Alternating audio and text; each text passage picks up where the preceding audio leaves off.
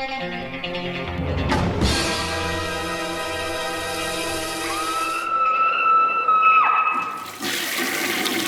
guys, what's up? It is week 297, and we're going to go over, the top 25 horror films, my favorite horror films of 2022.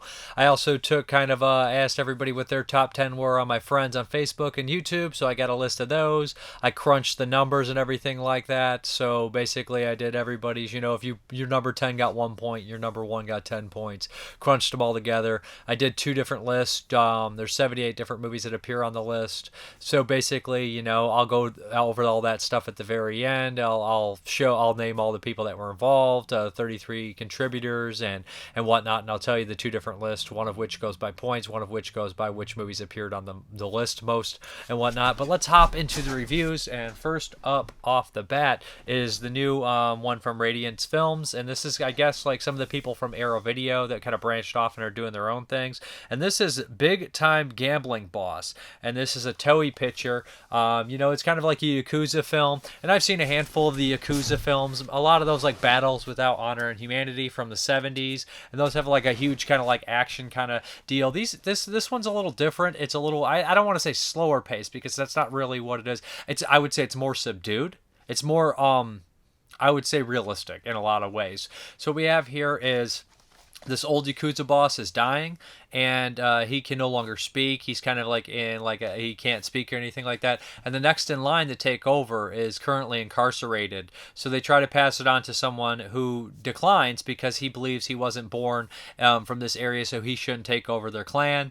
And they kind of want to pass it and push it on to another younger guy. Although some of the people, including this guy, did completely disagree with the situation, that ends up happening, because there's some, advisors and everything like that on the side that kind of want this to go through. Some shady dealings, if you will. So when this character gets released from prison, at first he's very happy to be around his friends and everything, but when he finds out the situation and he feels like he was passed, and his friend passed on the clan leadership, he's upset, and he kind of starts to talk with his friend and everything like that, and he blames this one character, the character who is promoted, the son-in-law of the Yakuza, for all of this. At one point there's an assassination attempt on him, and that complicates everything. And it's just like a bunch of errors and tragedies and misunderstandings that keep unfolding.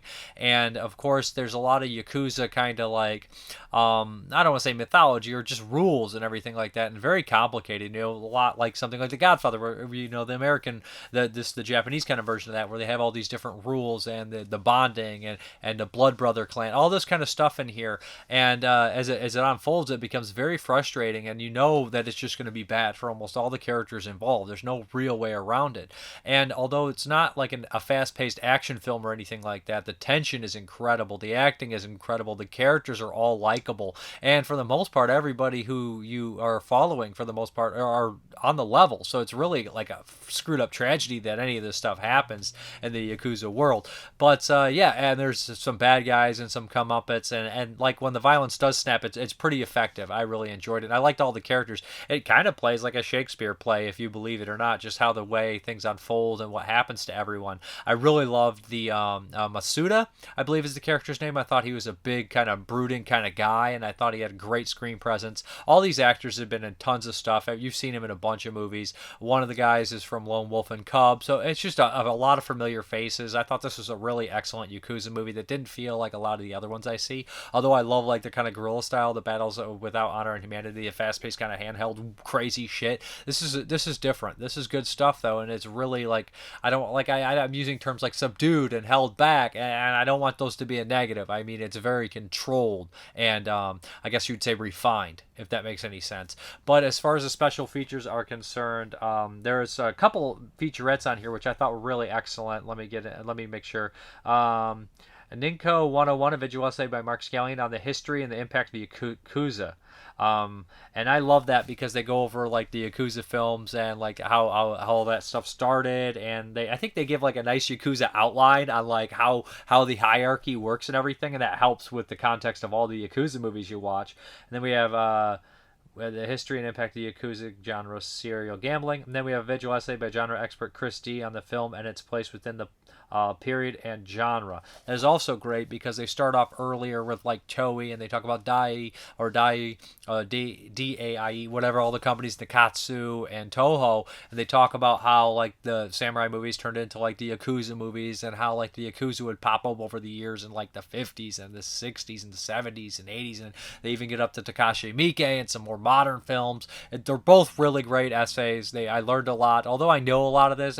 When you condense some of that and put it into like a visual essay, it refreshes your mind, and it also takes you out and you can see the whole picture. So you see things that you kind of knew but you never put together, and you're like, oh, that is very interesting how that kind of changed over time. It's a nice release. It comes with a booklet. It's a heavy duty case, just a nice like complete look at how they handled this. It just looks kind of like the Criterion style and the clear case and everything like that. I do like it is region A locked. It does have Dolby audio, and I just thought it was a really excellent release, and I'm looking forward to more stuff that they put out. I know they have a Franco Nero crime thing coming out of box set that looks awesome. So anyways, Big Time Gambling Boss. Now there is a series of these. They're not like directly related. I think the director went on to do like 5 or 6 of these, and it has like some of the same actors and stuff, and as different characters, of course. But yeah, this is really good stuff, and I really enjoyed this one. Big Time Gambling Boss. Okay, this next one here is absolutely ridiculous, and this is a mouthful here. Werewolf Bitches from Outer Space. I couldn't make this up. So this is not a Troma film, although it is definitely a love letter to Troma films. Even Lloyd Kaufman's in it. And this is from Dark Side Releasing. So this is a weird film, and I don't even know how to go about this. It's very short. It's like 73 minutes long. And so the thing is, here's what this movie is, right? This is not something that you put into and like put in for somebody that's not familiar with really do-it-yourself genre guerrilla style filmmaking. This is made like on the streets of cities, just running around, probably filmed by multiple people and during multiple times, maybe with not a coherent story when they started. Kind of just like having a loose story and just loose insanity. It's basically about these alien werewolf women that come around and they're like feminists, and they just kill trashy, disgusting men that, either are rude or rapist or whatever they are. The special effects are nothing really to write home about, but the movie is completely ADHD and absurd. It's absurdist comedy, it's absurdist humor, all that kind of stuff, and it just jumps around between all these random characters saying random ridiculous things. There's a lot of, just nonstop talking and rambling and weirdness and goofiness. The acting, it is what it is. It's just completely bonkers. A couple of people do shine. Like I said, this is the kind of movie where you pull out a squirt gun and shoot it, and it's a laser gun. It's completely, a group of people just having the most fun they can have and doing the most guerrilla style stuff they can do and just making a movie. If this doesn't sound like it's something that you would enjoy, which I completely understand, or you think it's just a little too silly or a little too absurdist or a little too, amateur, then that's fine. But check out the trailer. I think you'll know what you're getting yourself into, and everyone involved with this movie seemed like they had a great time. There's a commentary, of course, by Dylan Mars Greenberg and Reverend Jen, the directors of the film. Then we include an early film that they did, Amityville Vanishing Point and Blood Possession. So, if it sounds like it's up your alley, I should mention that, yes, Janine Garofalo is in this. God knows how they got her in here. It's pretty funny. Also, we got Lloyd Kaufman and Toxic Avenger. Toxic Avenger he's like a disc jockey, pretty funny radio sports guy. Not sports guy, but radio personality on here. So Dark Side Releasing has a lot of strange films, and this is another one, Werewolf Bitches from Outer Space. Okay, this next one here is from Mondo Macabro, and this is another Japanese film. They had another one out this month called like the Haunted Turkish Bathhouse, which was really wild. This one's a little bit older, a little bit classier, I would say. This is House of Terrors, aka I believe it's Hunchback of like Haunted Hunchback or a Ghost Hunchback. I can't remember the actual title. Maybe they'll tell me on the back here. But yeah, so this is definitely inspired by American or Westernized cinema, so which is kind of rare because you got like kind of like the Gothic setting in a Japanese ghost story, a Japanese horror film.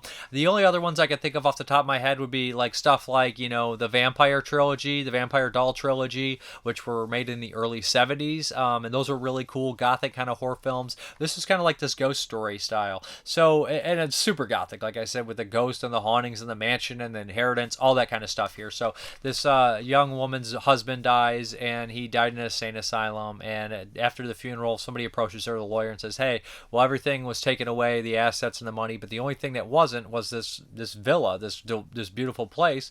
And we take you there, and the father goes along, and the father-in-law is very shady, very weird, creepy.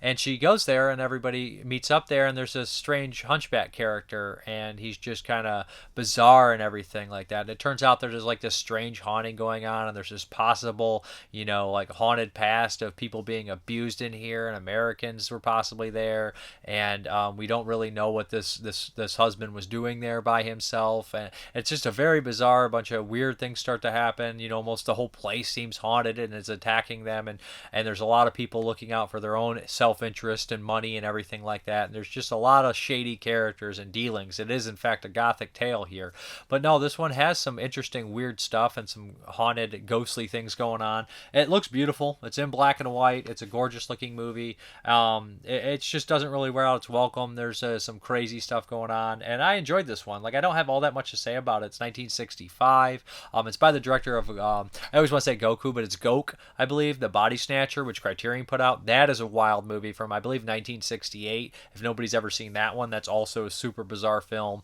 I would say much more crazy than this one. This one, I said, has like the stylings of Bava, or I would say like a Hammer horror, or even something more classier than that. Like, they compare it to Robert Wise's The Haunting on here too.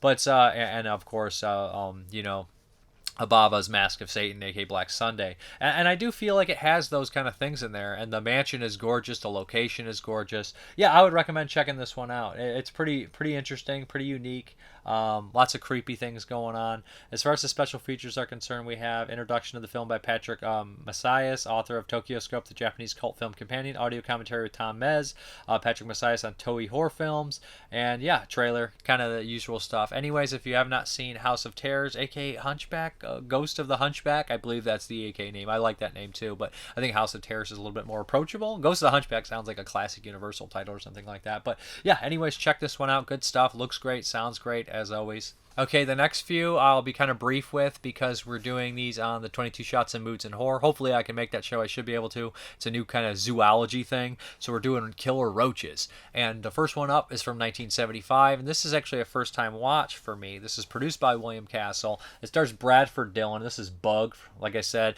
This is a Scream Factory release. Now, Bug, it has Bradford Dillon, which cracks me up because he seems like the poster child for these kind of movies. I believe he's in Chosen Survivors. I know he's in Piranha. So he's like this scientist of sorts, and he is basically called after there's this crazy earthquake. And the opening in this movie is brilliant. It opens up, and we have like this like church, this small town, like southwestern town, and this preacher saying all this hellfire and brimstone stuff. And all of a sudden, this crazy earthquake breaks open, and there's a big hole in the ground. And while this guy's traveling home with his son, like their car catches fire and they die. And this leaves like Jesse Vint and a couple other people kind of distraught and everything like that. And enter Bradford Dillman, and he's kind of trying to find out what happened because they're finding these strange like firebugs is what they're calling them, because they seem to be starting fires and stinging people, which doesn't make any sense because there's no bug in this. I do like the idea, which is funny. This is it has Bradford Dillman, but it's kind of a precursor to Piranha. The original Piranha, I mean, it definitely had they unleashed the tank or whatever, but in I think the original script, then they want like a crack in the ground. I think that's what they do with the remakes. That's kind of funny. That's what happens in fucking Bug, another movie with Bradford Dillman. I'm jumping all over the fucking place here. But anyways, he starts to study these roaches, and of course, every once in a while they'll attack somebody in the town, and they're very dangerous and very strange. What happens is, something tragic happens around, and Bradford Dillman completely loses his mind. And it's absolutely really kind of hilarious in a way, because you're like, why are you doing this? Like, I know you're a scientist, but like you hit a certain point where you're like, what the fuck are you doing? And then like you don't even register. Like the movie starts to almost come to a snail pace, and he's just like doing all these experiments, which is very typical. It feels like very 50s sci-fi at the same time, but it has these horror elements. Like I said, when the attacks happen, they're very well done, and they're just brutal because the bugs are on fire. They burn. So it's just a really gross kind of touch to it. This is a solid movie with decent atmosphere. The attacks are good. The opening, it promises more, and it doesn't quite deliver on what you really want. And the ending is pretty crazy, and you kind of root for the bugs by the ending because some human beings are just too stupid to survive. But that is Bug. There is some special features on here, if I'm not mistaken. What is on here? A new audio commentary of the film historian Troy Howarth. I wish I would have listened to that. That would have been better. Also, there is some animal cruelty in here. I don't know how far they actually took it with the poor cat, if he actually was hurt, but yeah, it doesn't look very pleasant, to be honest. The next one up for the roaches is from 1987-88, The Nest. This is produced by Roger Corman. Yeah, this movie has Robert Lansing in it, if I'm not mistaken. Robert Lansing is in cool stuff like Scalpel, and he's in Island Claws. And this movie has, from 1980, this movie has a lot of similarities to Island Claws. You have like the seaside town, and you have these kind of locals, and they're all going to be attacked by some sort of killer animal deal. And that's exactly what happens in Island Claws from like 7-8 years previous. And this happens in this one, but they're killer roaches. So essentially, Robert Lansing is like the mayor of this town, and he essentially, is trying to like, bring this like company in here, this biotech company. But of course, they kind of screw up. They're trying to create something and get rid of roaches. It doesn't go right, as it wouldn't, of course. These things are very typical in these animal attacks movies, and the roaches become like toxic.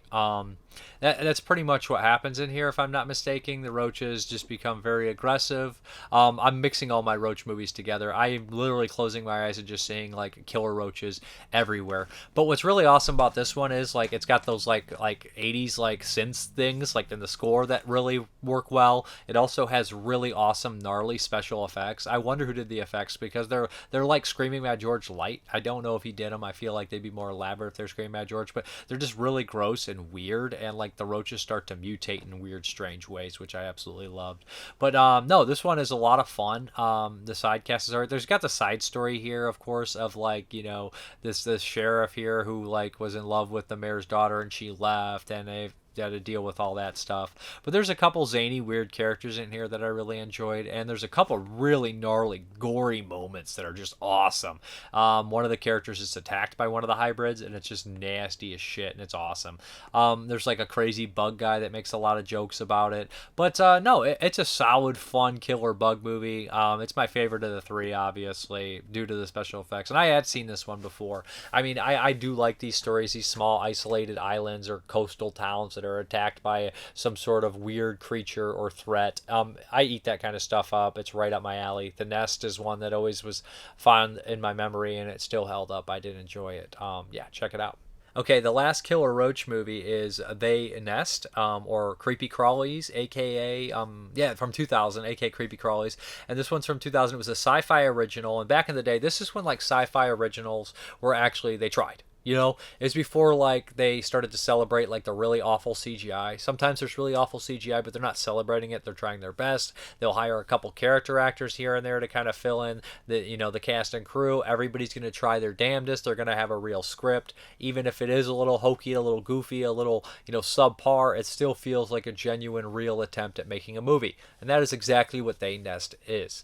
It has Dean Stockwell as the sheriff. Gotta love that. And it also has John Savage in here as well, and a couple other familiar faces. So we have like this doctor that's forced to take a vacation or do something. I don't remember why he's kicked out of his surgery practice, but he ends up going to this small island town. He buys this house, which is belonged to like a couple of the local drunks' father, so they're not happy about it losing the house. They don't like the non-locals. The town again is filled with weird, zany characters. Of course, there's a lot of comedy beats with the store clerk and stuff like that. And of course, he's going to have a love interest that he meets. So basically what happens is the locals are giving him a hard time. Jeremy walked in, he saw part of this, and he said, this is basically Straw Dogs meets Jaws or something, meets Killer Roaches. And I thought that was really funny because it does have the similarities of Straw Dogs, like these kind of small town folks. It's not as elaborate or as brutal or mean-spirited or anything like the Peck and Ball Classic, but the idea stands, right? So basically what happens is like static goes between these, and what happened is like the roaches fell off some experimental boat or some shit, and they made it on the island. Now, these roaches are poisonous. Now, if these roaches touch you or bite you, similar to bug, you're kind of screwed, So they started to pick people off here and there. People disappear, until the roaches are taking over. That's basically the whole entire plot of the film. It ends a lot like Birds 2. Land's End, I think is what it's called, if anybody's ever seen that one.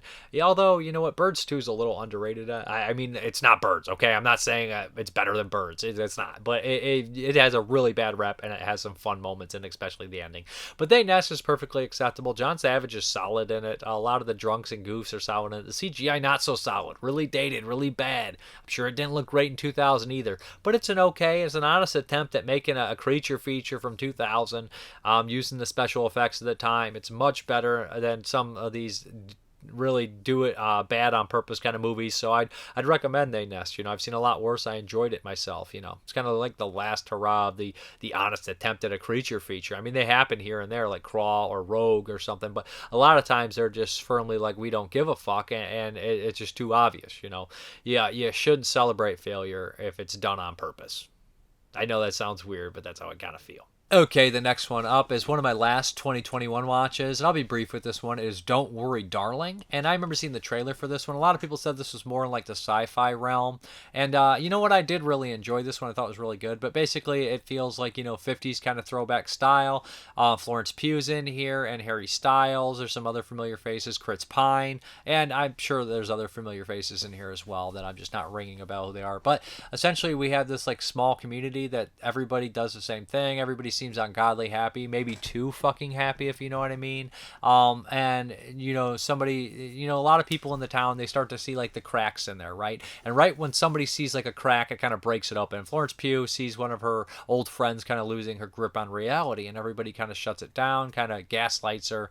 But then she decides to do some research herself, and that's not going to end well. And she ends up cracking this whole thing open, and we kind of have a story and what's behind the curtain. I don't want to spoil anything, but the movie has a lot of needle drops that are very effective. It's a gorgeous looking movie. It's well acted, and it's pretty dark. So I mean, I would give Don't Worry, Darling a look. I think a lot of people will enjoy it. It does have a sci-fi Twilight Zone kind of deal. Maybe people think it wears out its welcome. I thought it was really solid. No real complaints. It's a good film. It's well acted. It has some creepy imagery. I like the idea. There's a lot of trappedness. There's a lot of trapped, and there's a great scene where she starts to feel trapped between cleaning a window and all her family pictures on the back of her. So it's just like this great idea. I guess it's like a big feminist statement, basically. That idea that you're trapped, between the cleaning glass and then your family just push whatever. It just worked really well with the imagery and stuff like that. They show you a lot of stuff like that, and I think it's really effective in that style and that way. Just some creepy things that aren't right at first and when they unfold. But anyways, this is a good film. I would recommend it. The acting's good. The cinematography's good. Very, very professionally well done movie. And Don't Worry, Darling. Okay, the next one up is the Patreon pick, and I think this was Dan the cameraman. He said pick a sports film I haven't seen, so I went with 1975's Rollerball, starring James Caan and John Houseman, and there's a couple other people in here that I want to forget. John Beck, Moses Gunn, that's right. Ralph Richardson, I don't remember him being in here. Maud Adams. So yeah, anyways, I had never seen this one, which is crazy to me. I know that it was a huge inspiration to stuff like, the Running Man film and New Gladiators, by Lucio Fulci, and it very much is that. And I guess watching this, I didn't really know what to expect. James Caan's excellent in the movie. He's very naturalistic, very much an athlete in here, does a good job. And Rollerball, it's basically in the future where corporations have taken over and they run everything, right? And, you'll see that kind of stuff in RoboCop and Blade Runner, all that kind of shit, right? So essentially, it's a little ahead of its time for sure. There's this game called Rollerball, which is like the most popular sports. Everyone loves it. It's incredibly violent. People are hurt all the time. People are killed all the time. No one's really designed to stay in this game for a long period of time. The game is supposed to be the thing that people like to see, not players. And James Caan is this player that has gotten so good. He's been on a reign for 10 years. His team is excellent. And essentially, because of him, he's one of the main reasons. And for basically the board of executives ran by John Houseman basically tells him, we want you out. We want you to retire. And James Caan can't really figure it out, why they want him to retire. His mentor, Moses Gunn, trying to help him out, all this kind of stuff. Moses Gunn from Ninth Configuration and a slew of other films. So John Houseman being from The Fog. And I bet is he in Ghost Story? I feel like he would be. Every old actor's in Ghost Story. So basically, So he starts to kind of dig deeper, and they keep pushing him and changing all the rules to make him more violent and more dangerous. And as it goes on, he's going to lose certain things in his life. And while there's this crazy scene where like he seems like he's looking out the window while John Houseman's talking to him, and these people are using this like new age gun, and they're just blasting and destroying these trees, and it's just really, really like unnerving scene, to be honest. But yeah, the violence hits hard in the actual like skating ring, and it's kind of funny to see people skate and fight. It's just weird. And the setup's really great too. And there's like a great showdown between them in Tokyo at the Tokyo Games, which I thought was really effective. And the very end, it just kind of like it's much more than you think it is. It's a dystopian kind of society, and you don't register it's going to be that kind of movie until you start seeing it, and you're like, oh shit. And James Caan just died last year, so R.I.P. There's an interview with him on the DVD or the Blu-ray, which is great, and he talks about that, and he's really candid about learning how to skate and talking about how this movie's ahead of its time. Bob Miner's in here too. It's always a positive to see Bob Miner in the film. He's a stuntman. He pops up in Swinging Cheerleaders, a lot of Jack Hill films. You'll recognize him if you see him. But anyways, yeah, it's a really dark movie and dystopian kind of sports film, which you don't really expect to see the two go together, right? Dystopian and sports. I mean, you have The Running Man and New Gladiators, but New Gladiators is directly inspired by this Rollerball movie, and so is The Running Man film. Not so much the novelization or whatever, by Richard Bachman, who is Stephen King. So not so much that, although it's in there as well. So I mean, like, yeah, it's way ahead of its time. The Blu-ray looks really solid now. Kino has a 4K out. I did not pick up the 4K. Maybe I will down the line. Not sure.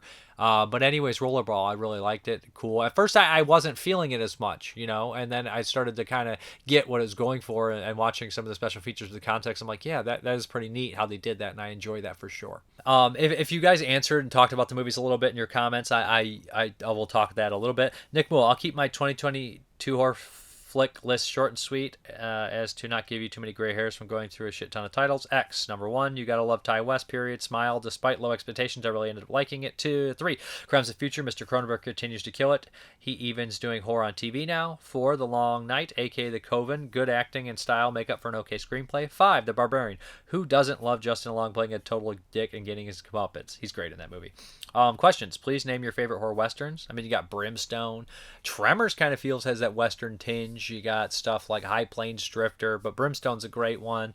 So there's lots that I would name like that. I would probably go with something like High Plains Drifter and Brimstone as two of the best horror westerns. Some people say Bone Tomahawk is another excellent one, so there we go.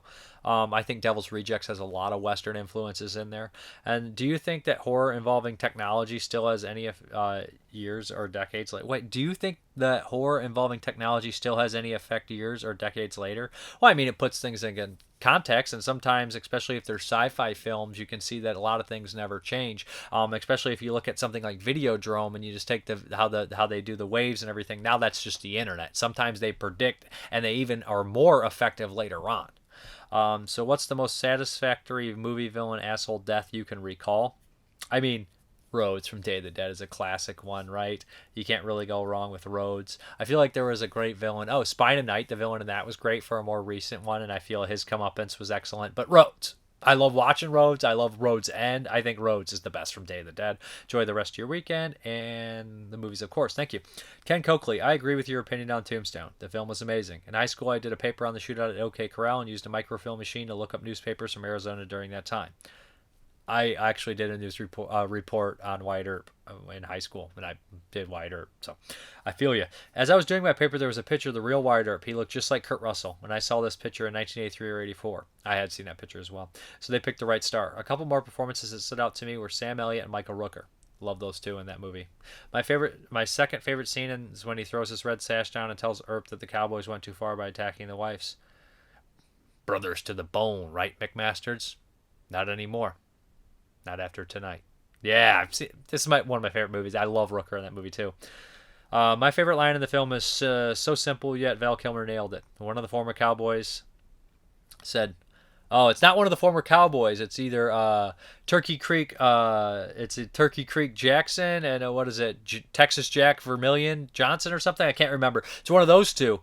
What the hell you doing out here, Doc?" Wyatt Earp is my friend. Hell, I got a lot of friends. And Wyatt Earp says, "I don't." That you're right. That is a great line, but it's not one of the former Cowboys. It's Turkey Creek Johnson or Jackson. Um, he's referring to getting out of the possible deathbed to assist a friend in need. A year later, Kevin Costner released the film Wide Earp with himself as Wyatt and Dennis Quaid as Doc Holliday. Quaid's performance was similar to Kilmer's in that he spoke in a similar way. See, I never got into Wyatt Earp much, although the cast is great. I just could never get over, Costner as Wyatt Earp myself. Not that I dislike him, it's so connected with Tombstone that movie always just kind of bored me a little bit. Ken Coakley, I didn't really get a chance to see horror films last year, so I have to limit to 5. Hellraiser, TCM, Halloween Ends, Terrifier, and Black Phone. I'm also glad you reviewed Lady Whirlwind and Hapkido. The first time I saw Andromeda was when I watched Enter the Dragon for the first, when I was 13. I had such a crush on her. She was beautiful in those days, and from what I have seen her recently, she has aged gracefully. Freddie M., did you see Megan? No, I have not. I will check it out, though. What the flick? I appreciate all your hard work you put in each video. Thank you for all you do. Thank you. Peter England, I can't stand those 4K Ultra HD releases. They are ruined the physical media Blu-ray. Actually, same as Blu-ray did the DVD, because they are movies, very obscure movies, which have never ever been released on Blu-ray or even on DVD, not to mention VHS, but it gets first released on 4K. Back in the days, I watched movies on videotape or even black and white TV. Then DVD came in the 90s, before Laserdisc, early 80s, and don't get me wrong, it was cool. And then came Blu-ray, which is of course better quality. I had to buy a player because they didn't release those certain movies on DVD anymore, but the picture quality went too far with those 4K HD. What's next, 8K? I mean, I don't want to be rude, but you sound like the get off my lawn kind of thing here.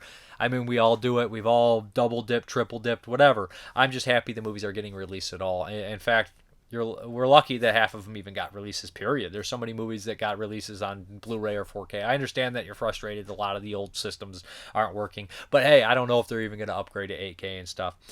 Cinema's In. Violent Night is one of my favorites action comedies of recent memory. The Menu I knew nothing about going in, but I was sure in my mind it would be sort of horror comedy, cannibal thriller, comedic satire, and a great one at that. Was not on my mind. So when a movie ended, I was like, what the hell was that? But then I rewatched it through the lens of what it actually was and loved it. Coming from someone who is a mega fan of the Fast and Furious franchise, I totally ate the movie's message. I still need to see X, but I enjoyed Pearl for what it was. I was middled on Smile and totally loved the zaniness of Barbarian. Looking forward to seeing what 2023 brings, Dave. Awesome. Milo169. Haven't had a chance to watch every 2022 movie I had on my watch list. I like Pearl in the Menu, but here's my top 10. Okay, Travis Linscomb. I don't watch as many new horror films as you do. I mostly watch older cinema and then wait to hear the best ones from the year from you in 22 shots, and I go check out more. And he says his favorite was Pearl, and he goes over other things, but he says my list would probably change when I see more from now. I can't imagine loving anything more than Pearl, though. Chris Trex says I really slacked on watching 2022 movies, but I acknowledge Mad God. It's a stop animation film, and the only one that really stuck with me. It's a great film. Peter England says my number one is Bull from 2021 but released 2022. Tyler Taddeo, even though I know Tyler, I always say his name wrong. I have pretty bad list. I didn't really go out of my way to see very much horror in particular, missed a lot, but I liked top few films quite a bit. Dennis Record, I get so tired of horror films. Please give the name of just one that is your favorite so I can watch it and be happy that you like it so much. I know you won't be able to decide. It's just one, right? Haha. No, Day of the Dead. Always Day of the Dead 1985. Art Eniger, interesting. Only half the top 20 movies of 2022 were horror movies, but there are the 10 of those that I count as horror. Some might say that these aren't even horror, but if I want to call something horror, then it's horror. I mean, it's your list. He says, I'm not sure what you mean by wide, and he gives a list. If anybody knows art, he has a very I would say he has a very deep knowledge of film. So he seen tons of movies that a lot of people haven't seen. But here's his horror films in order. And I'm not going to give everybody's, of course, but I think his are interesting because some of these I haven't heard of. Old Flame, Bones and All, Lux Atira, Vortex, Watcher, House of Darkness, Nitrim, The Sadness, Barbarian, Catch the Fair One. And he says, also interesting that someone included Pleasure on their list. If that's horror, it would have made my list. It's rare for someone to include something as horror that I wouldn't, so I found Pleasure an especially interesting choice. So basically, I did the master list like I told you on the top 22. I took 33 people's picks and I put them in order. So if you gave it your one, it got 10 points. And then I made two different lists of the 78 movies or 77 movies that were different movies that were included out of the 33 people, basically. So one list is basically what movie appeared on the most list in order and what movie got the most points. So the points is kind of, I think, the end-all, be-all, but I'll do both. So the people that contributed, we have Nick Mua, Ken Coakley, Joe Carell, Dada D. Basser, Irish Mad Dog 1987, Alexander Odell, Cinema's In, Mila169, Travis Linscomb, Chris Trex, Peter England, Brandon Young, Belinda McKay, Bill Rodriguez, Tim Walker, Michael Darwin, Kevin Michael Jones, Jonathan Wilhelm, Joanna Rose, Slade Craven, Tyler Taddeo, Robert D., Mark Ball, Martine VP, Smudge, Cody Rapp, David Rust, Daryl Marsh, Shajin Barbarian, Chase Vaughn, Stanley Isman, Caitlin Dunlap, Art Eniger. So here we go. Starting from the top, I'll probably go down to the top 25, and then I'll give you guys my top 25 at the very end. So movies by list appearances. Which ones appeared on the most list? Number 1 is X. It appeared on 21 of the 33 list. Number 2 is tied. Number 2, 3, and 4 are all tied. 17 list. We have Terrifier, Pearl, our Barbarian. All appeared on 17 to 33 list. Then we have The Sadness at 5, 16 list. Nope at 11, 11 list at 6. Number 7 on 10 list is Black Phone. Number 8 in 9 list is The Menu. Number 9 on 8 list is Men. Number 10 on 7 list is Bones and All. Then we have 6 list, The Innocents, Smile, Mad God, and The Hatching, and that is 11, 12, 13, 14, and 14. And then we have 5 list with Scream and Incantation, that's 15 and 16. And then we have number 17, also Deadstream is on 5 list, and so is Crimes of the Future on 5 list at 18. Number 19, we have The Cursed on 4 list. Number 20, we have Speak No Evil on 4 list. 21, 4 list, Prey. And then 22, Christmas, Bloody Christmas on 4 list. 23, You Won't Be Alone on 3 list. 25, Violent Night on 3 list. 25 on 3 list is Shalom. And number 26, I'll just do this, is Resurrection on 3 list, and Fresh is 27 on 3 list. So let's go with that. Honestly, that's where we're at here. And then I'm not going to go through the other 77 titles. There's not much named. But by points, here we go. 144 points. Remember, if it was number 1, it got 10 points. If it was number 1, if it was number 1, it got 10 points. If it was number 10, it got 1 point. So coming in at number 1 movie by 2022 from you guys is Pearl. Sorry. Number is X with 144 points. X is number 1. Number 2 at 120 points is Pearl. Number 3 at 115 points is Terrifier 2. Number 4 at 114 points, so it's pretty close, is Barbarian. Number 5 with 99 points is The Sadness. Number 6 with 69 points is Black Phone. Number 7 with 67 points is The Menu. Number 8 with 55 points is Nope. Number 9 with 50 points is Mad God. Number 10 with 44 points is Men. Number 11 with 43 points is Bones and All. Number 12 with 30 points is Incantation. Number 13 with 32 points is The Cursed. Tied with 14 is Smile with 32 points. Number 15, 31 points is Crimes of the Future. 16 with 30 points is The Innocents. 17 with 26 points is Hatching. Number 18 with 22 points is Scream. Number 19 with 22 points is Prey. That's a tie. Number 20 with 20 points is Speak No Evil. Number 21 with 20 points is Deadstream. That's a tie. Number 22 with 19 points is You Won't Be Alone. Number 23 is with 17 points is Violent Night. Number 24 with 17 points also ties Resurrection. And number 25 spot is with 16 points is Christmas, Bloody Christmas. Then we have 26 Soft and Quiet, 27 The Watcher, Shalom, Orphan First Kill, Hellraiser, The Northman, Piggy. We kind of go down. So I'm going to pull up my top list here if I can pull it up. Sorry about this. I'm trying to dodge all this stuff out. Okay, so I'll start at the bottom. Here's my top 25. Yes, some will be controversial, but it is what it is. My number 25 is The Texas Chainsaw Massacre. I saw better movies than this, like Speak No Evil, or even, Don't Worry Darling, for sure. But Texas Chainsaw Massacre, it's goofy, it's stupid, it's a bloodbath, it's dumb. I just enjoyed myself with it, so I gave it the 25 spot.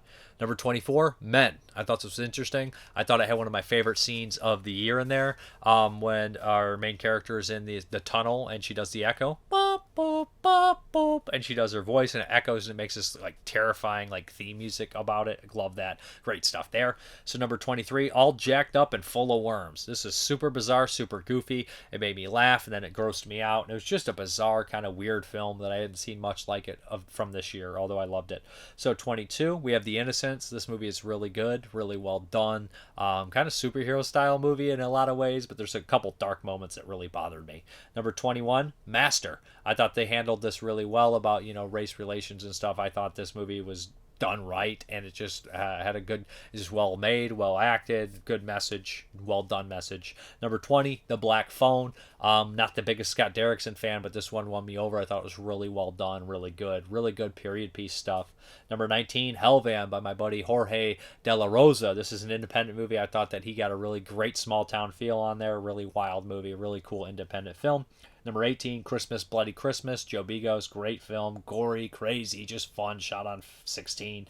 Number 17, Terrifier 2. Yes, it's low on my list. I thought it was a little long in the story. The story just confused me, but I love the special effects. I love Art the Clown. It was really good. Could go up higher on a rewatch for sure. Liked it. Number 16, Resurrection. Rebecca Hall killed it. Tim Roth was great, but Rebecca Hall is amazing. I think she's just one of the best scream queens right now. Excellent movie. Really dark and creepy.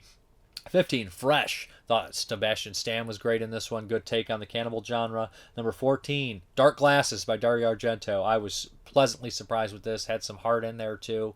Just really good stuff for Dario. Just really refreshing to see him come back and do something like this. Number 13, Piggy. I was impressed with this. Now, Elric Kane on his podcast said, or he left a review that said High Tension meets Fat Girl. That's dead on correct.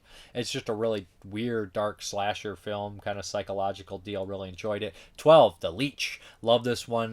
Graham Skipper and Jeremy Gardner are amazing in this. One of the best performances Graham Skipper ever gave. Really recommend checking out The Leech. It's on the Arrow streaming service, and watch the review. I've reviewed all these movies, so if you want more in-depth reviews, go for it. Number 11, Sissy.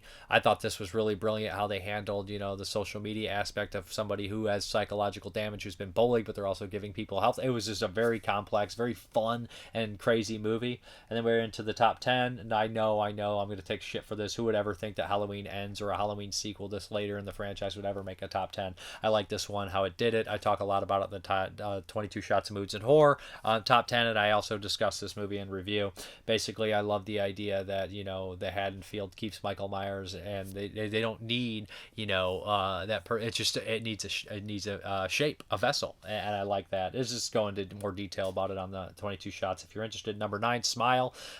Japanese style ghost story horror movie. Thought it was very simple but effective, and I liked it. It was very creepy and dark too. 8, Nope. Jordan Peele. Dug this one. Very entertaining. Sky Tremors, Air Jaws, whatever you want to call it. Liked the characters. Some good moments for sure. Number 7, Barbarian. Just liked how basically not even necessarily, the story itself, just how it unfolded. The structure was great and entertaining, and some good acting for sure. Justin Long, Bill Skarsgård. Everybody in this is good. Richard Brake. Number 6, The Menu. Darkly hilarious. Love the cast. Love how it unfolded. Great stuff. Really recommended. Number 5, The Cursed. Kind of like your kind of throwback to a monster movie with lots of, Hammer, Gothic, atmosphere, Universal. Dug this one for sure. Number 4, Bones and All. Love this one. Road movie, shot on film, gorgeous location. Sully is terrifying. Love it. Number 3, Pearl. Man, Mia Goth, amazing performance here. Just that speech she gives at the table is Oscar worthy. Number 2, X. Best kill in a movie this year. Loved it. Don't Fear the Reaper. Man, that was so brilliant how that scene unfolded. And number 1, The Sadness. No surprise there. The scene on the subway where that guy's starting to turn the businessman, and everything about this movie just screams to me. It was made for me.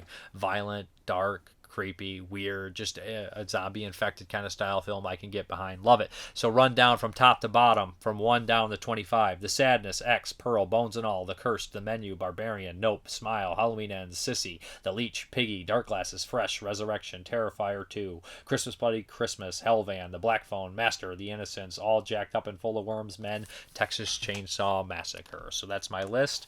I actually do not have an update for you guys, so I'm sorry. It's going to be a weird cut here, but it is what it is. I should have an update next week, possibly. Who knows? Okay, guys, thank you very much for watching, and as always, have a good one.